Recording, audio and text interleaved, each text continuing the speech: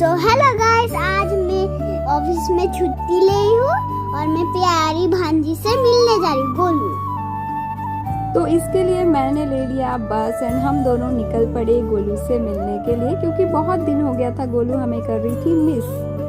हाँ, और मेरा चिन्ना छोटू मसी बास में आ गया और मेरा बाबा आए और मैं चश्मा पहनी हूँ, मेरा सिस्टर भी चश्मा पहने और मैं रेडी हो रहा हूँ। मेरा भांजी जीप दिखाया और मेरा भांजी स्वागत किया फूटी से। और आज दोपहर का डिनर है भात। सो ये देखो भूत बंगला और हम चाय पिए। फिर मेरा भांजी मुझको लालच दिखाए।